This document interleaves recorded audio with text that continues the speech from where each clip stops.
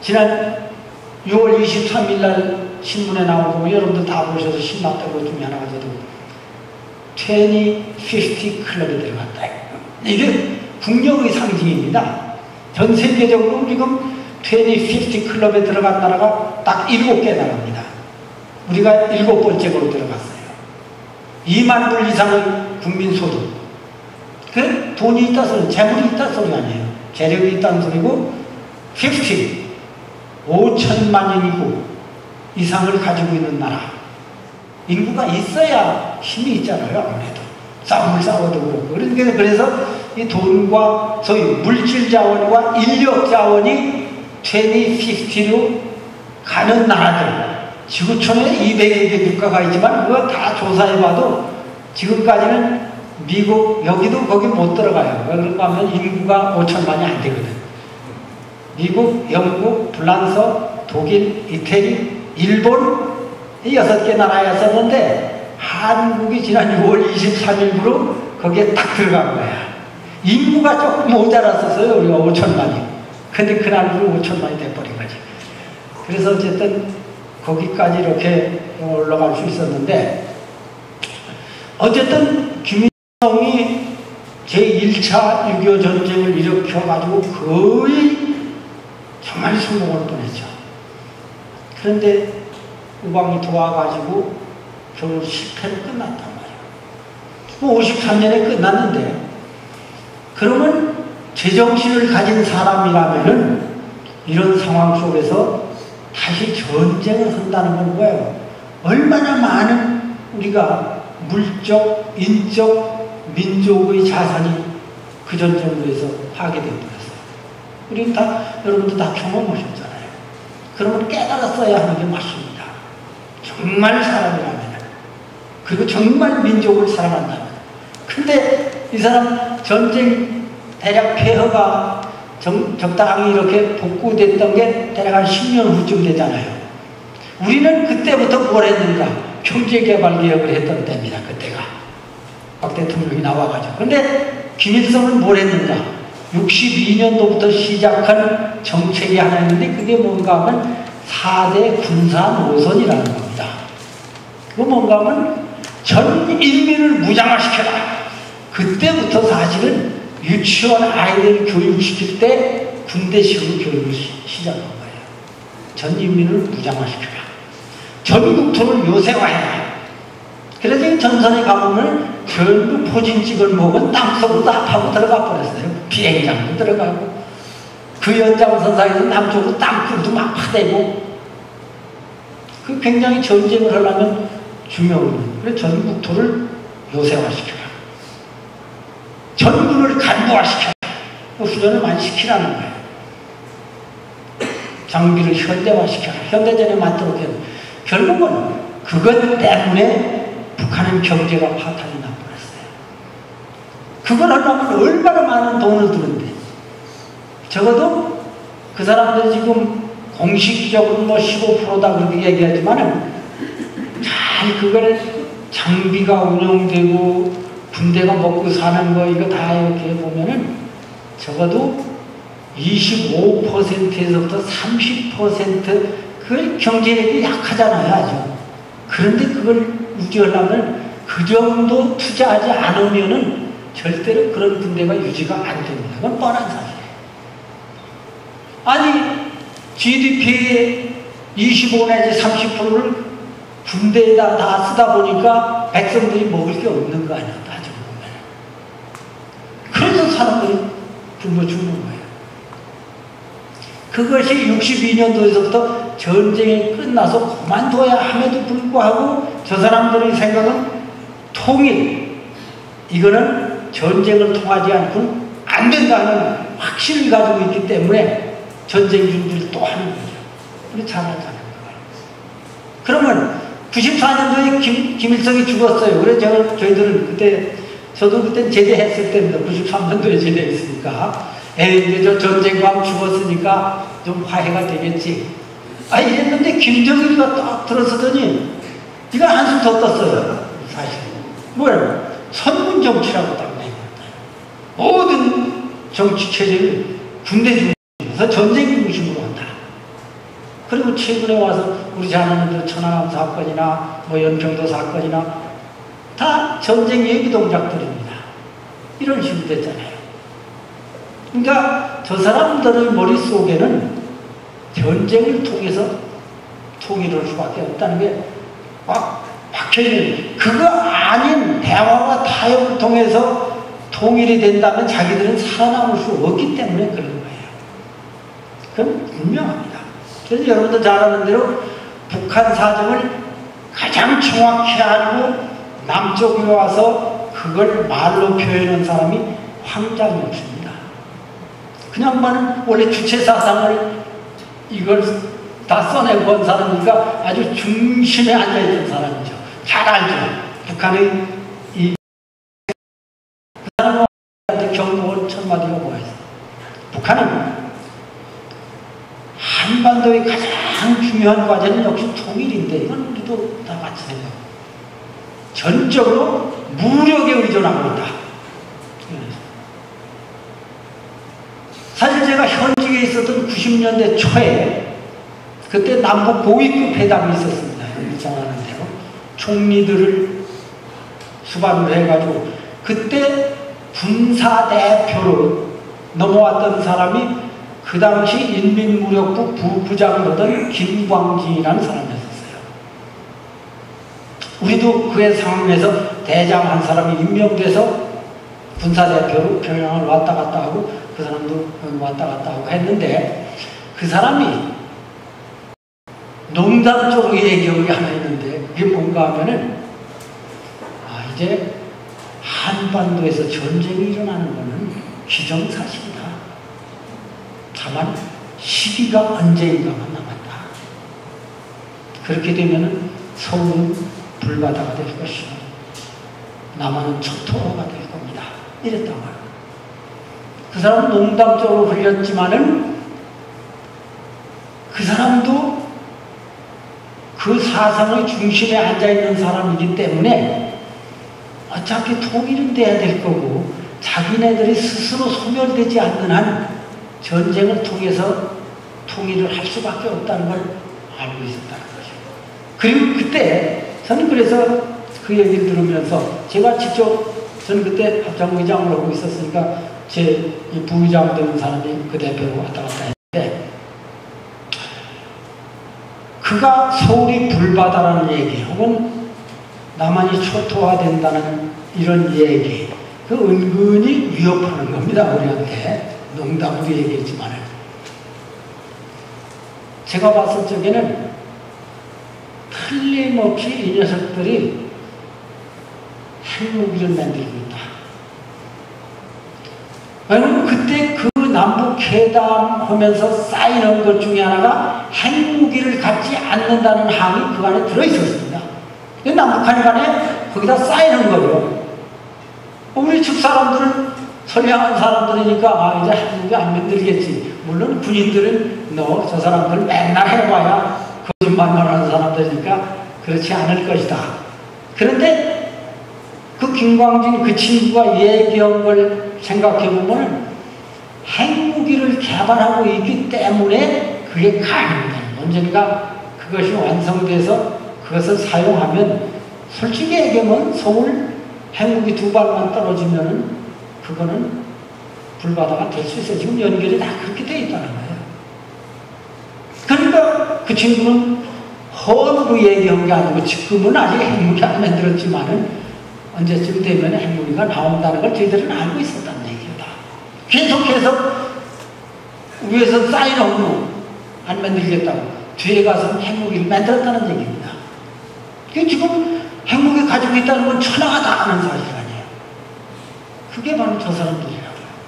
그래서 지금 그 사람들의 생각은 결국 전쟁을 통해서 한다고 그러는데 전쟁을 그렇게 쉽게 할 만한 일은 아니에요. 자기들도 6.25 때 한 번 당해봤기 때문에 잘못하다 자기들 생명 다 나가는 거니까 그렇게 쉽게 할 수는 없습니다. 그래서 꾸준히 준비했는데 그 준비된 상황들이 여기 보면은 현역만 해도 우리가 늘 얘기하는 대로 65만 대를 지금 우리가 현역을 가지고 있습니다. 그 다음에 우측에 보면은 이 사람들이 개가 육해공무원 합쳐서 119만 명이거든요. 사실은 북한이 우리보다 인구가 반밖에 안 되는데 저 많은 군대를 유지한다는 것은 저 사람들이 지금 추진하고 있는 선군 정치의 개념에서 보면은 바로 저게 가능해지는 거예요. 그래서 현재 이 많은 병력, 우리에 비하면은 거의 배에 가까운 현역을 지금 유지하죠. 거기다가 예비역, 우리가 지금 320만 명을 훈련을 시킵니다. 예비역으로. 이 사람들 지금 770만. 이게 왜 가능한가 하면은 4대 군사 노선에 의하면은 전 인민의 무장화를 내걸었거든요. 이 사람들 원래. 그러니까 모든 사람, 좀 많건 적건 모두 군대 훈련을 시키고 있는 거예요. 그게 예비군 아니에요. 그리고 그걸 총계로 보면은 우리가 385, 저 사람들이 889만 명이라는 얘기인데 이걸 잘 분석해 보면은 전쟁을 일으킨다는 거는 반드시 기습전을 한다는 겁니다. 6.25 때 우리가 기습을 받았기 때문에 서울이 3일 만에 떨어져 버리고 파죽지세로 밀렸던 거거든요. 우리 잘 아는 대로 미국 그렇게 큰 나라지만은 2차 대전 일으킬 적에 일본 사람들 신주만 기습 공격을 했거든. 그런데 기습 작전을 하게 되면은 이 사람들은 이걸 다 준비해놓고 기습 작전을 하게 될 겁니다. 어떤 형태로든지 다 총 들고 뛰어나갈 수 있도록 준비해놓고. 이걸 하려면은 적어도 24시간은 필요하죠. 근데 우리는 이걸 이제 아까 어떤 내용에 보면 질적인 문제에 대한, 사기에 대한 문제를 우리가 얘기해 보는데 사실은 질이나 사기에 대한 문제들은 그걸 말로 표현하기 굉장히 어렵습니다. 이건 숫자적인 개념은 이렇게 다 계산해 보면 정말 질적으로 이게 수준이 높으냐 낮으냐 이거는 어렵잖아요. 사람 과연 어떤 능력을 가지고. 다만 비교해서 얘기해 볼 수 있는 거는 이 사람들이 요 현역만 해도 통상 전 인민을 무장화시키는 개념으로 오기 때문에 10년 정도 군대 생활을 시킵니다. 그런데 우리는 지금 잠깐 줄여가지고 22개월 혹은 2년 그 정도 합니다. 여러분도 잘 아는 대로 10년 동안 군대 생활한 사람하고 2년 군대 생활한 사람 맞붙여 놓으면은 과연 어떤 사람이 전쟁 기술이 더 뛰어날까? 이 예비군도 마찬가지예요. 이 사람들은 770만 매년 2개월 정도 훈련을 시킵니다. 왜? 전쟁의 목표는 국가가 지금 운영되고 있기 때문에 선군정 주려고 있기 때문에. 근데 우리 이 320만 적기도 하지만은 이틀 정도 훈련을 시키는 거예요, 1년에. 그럼 과연 어디가 전쟁을 잘할 수 있을까? 수준이 어디가 높을까? 그것만 가지고 되는 건 아니지만은 그런 걸로 해서 유추 해석을 해볼 수 있는 거예요. 정확히 그걸 숫자적으로 이렇게 나타낼 수는 없어요. 그것까지만. 왜? 북한 아이들은 조그맣잖아요. 뭘 먹어가지고. 힘이 없다고. 우리는 잘 먹어가지고 힘도 세고. 그런 것들 다 감안하면은 결국은 싸울 수 있게 되긴 하는데, 그러나 위험은 하죠. 실제로는. 10년 동안 훈련시킨 사람하고 2년 동안 훈련시킨 사람, 더군다나 현대 장비를 쓰는 과정에서 보면 현대 장비가 정밀하기 때문에 그거 여러분들도 뭐 차 운전해보면 차를 잘 쓰는 사람하고 그저 잘 할 줄 몰라서 덜커덕덜커덕 하면서 쓰는 사람하고 어느 걸 오래 쓰는지 분명하거든요, 사실. 그리고 능률 있게 잘 쓰는지 바로 거기와 똑같습니다. 근데 중요한 거는 저는 늘 그런 생각이에요. 여기 지금 이걸 합쳐보면은 1274만 명이 좁은 한반도에 지금 전쟁을 할 수 있도록 준비하고 있다는 겁니다. 만약 저렇게 전쟁을 일으키면은 바로 1200만 명이 총 들고 나와서 싸운다는 거예요. 이게 심각한 문제라는 겁니다. 제가 봤을 때 군인의 입장으로 봐서는 정말 심각한 문제예요.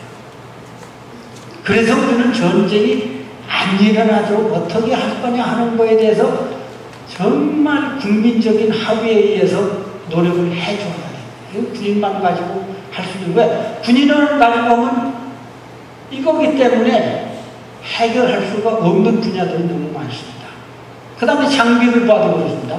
여기 나오는 것처럼 육군의 장비나 해군의 장비나 공군의 장비나 기타 장비들 이렇게 다 보면은 그 중에 예를 들면 헬기 분야 같은 건 뭐 우리가 많은 분야도 한두 가지 있긴 하지만은 여기 나와 있는 대로 대부분의 장비들은 이 사람들은 GDP의 25 내지 30%를 여기다가 다 쓰고 있기 때문에 그래서 백성들은 굶어 죽이고 있지만은 이것이 자기들 생명이라고 생각하는 거죠. 그러니까 이렇게 준비한다. 거기다 우리 잘 아는 대로 핵무기 같은 거, 화학무기 같은 거, 혹은 지금은 땅굴도 많이 파고 있는데 제가 일군단장을 했기 때문에 통일로를 끼고 있는 지역이 제 책임지예요. 제가 제일 관심 많이 썼던 것 중에 하나는 사실 땅굴이에요. 왜? 이게 땅속으로 쑥 들어와가지고 우리 병력은 이 앞에 배치되어 있는데 우리 병력 뒤에 와서 턱 일어나가지고 뒤에서 쏴버리면은 이게 바로 기술이거든요. 마치 동네에서 깡패들이 싸우는데 아무리 힘센 사람이 동네 골목을 어정어정 걸어가는데 뒤에 숨어있다가 가서 야구방망이 한 대 팍 쳐버리면은 이게 힘쓸 수 있어요?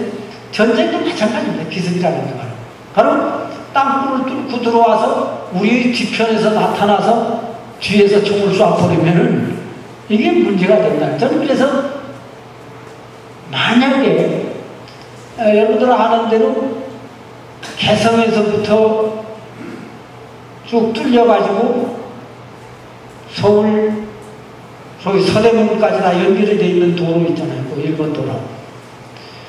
이걸 통해서 저기 지금 나와 있는 대로 전차가 4천여 대를 가지고 있는데 이게 그대로 들어온다면은 1시간 내에 수백 대가 들어올 수 있어요. 막 속도를 내가지고 그대로 온다면. 근데 그것 때문에 우리가 제가 있을 때도 이 구파발에서부터 그게 900문이라고 합니다. 구파발이. 저 앞에 백문에서부터 도로에다가 장벽을 만들었어요. 차들은 지나다니지만은 이걸 딱 터뜨리면은 위에 있는 게 탁 가라앉아가지고 공병들이 그 작업을 다 했어요. 왜? 전쟁이 나면 이 녀석들 틀림없이 전차 저거 다 끌고 나오면 서울이 수라장이 돼버리니까 그걸 다 터뜨려가지고 막아버려요. 그걸 하기 위해서 100문, 200문, 300문, 400문, 900문까지 저 녀석들이 틀림없이 그 전술을 쓸 거기 때문에 그걸 막기 위해서 그렇게 해놨는데 그러면 제가 늘 거기 있을 때 관심을 가졌던 거 하나는 땅굴이 지금 사실은 미국 사람들도 그러고 우리도 그러고 최소한 20개에서부터 40개 정도는 있다. 많은 질문을 통해서 우리는 그렇게 생각합니다. 왜? 그건 김일성이 70년대 초에 직접 명령한 거기 때문에 부대별로 할당이 돼서 직접 그걸 파는 걸 보고 넘어온 친구들도 있고 그래서 그게 대략 그렇다고 보는 지금 발견된 게 4개라고요. 굉장히 어려워요. 그 땅굴 발견한다는 게. 땅속으로 파는 거를 거의 2m 간격, 2m 크기로 땅속으로 쭉 뚫고 오는 거를 그걸 또 뭐 150m, 200m 뚫고 들어가서 맞춰낸다는 게 그렇게 쉬운 것 같은데 실제는 어렵습니다. 이게 땅굴 이렇게 찾아내는 해보면 가다가 이게 자꾸 휜답니다. 이게 100m, 200m 이렇게 파내려가면은 그래서 그렇게 찾기가 그래서 사람들 얘기하는 거는 마치 모래사장에 바늘 찾아내는 것만큼이나 어렵다. 그래도 4개를 지금 발견한 거예요. 그런데 한 20개는 있을 것이다. 추측이죠. 어쩌면 정확히 볼 수는 없고 그러니까. 그래서 그런 것들이 가끔은 왜 저 녀석들이 그러거든요. 요즘도 신문에서 여러분들도 알지 못하는 기상천외한 방법으로 너희들 꼼짝 못하게 하겠다. 뭐 여러 가지 있을 수 있죠. 핵폭탄 가지고도 할 수 있고 땅굴 가지고도 할 수 있고 뭐 여러 가지 수단들이 있다는 거예요. 우리는 그걸 인식을 하고 있죠. 그러면 그런 것들까지 다 포함하면은 이거 시기만 오면은 한번 무력을 사용하고 싶다 하는 언제나 유혹을 받게 되어 있습니다. 이 상황을 놓고 보면은 누가 봐도 마찬가지예요. 더군다나 딴 방법으로 통일을 할 수 없다. 그런데 통일은 꼭 해야 되겠다. 이렇게 맘먹는다면은 다 유혹을 받게 된다. 이 상황을 가지고 보면은. 이런 상황에서 과연 우리가 어떻게 할 것인가?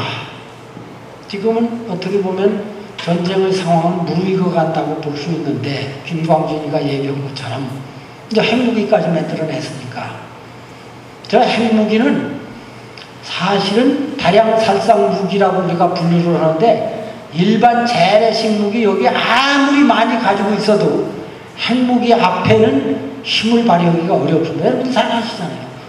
일본처럼 그렇게 지독한 친구들도 핵무기 딱 2발 가지고 일본 천황이 무조건 항복해서 무조건 조건도 없이, 그게 핵무기거든 사실. 이 사람들이 쉽게 그냥 얘기하지만은 군인들의 시각으로 보면 심각한 문제라는 겁니다. 저게. 그리고 핵무기가 만약 한번 사용이 된다면 제 생각은 저거는 우리 대한민국 역사에서 전무후무한 정말로 고통이 올 것이다. 우리 민족이 살아남을 수 있느냐 없느냐는 판가름이 될 수도 있다는 거예요. 그건 핵무기 떨어져서 그때 당장 죽는 그런 문제가 아니고, 낙진 문제도 있고 오염되는 문제도 있고 굉장히 뒤에 일어나는 문제들, 일본 사람들 지금 고통받고 있잖아요.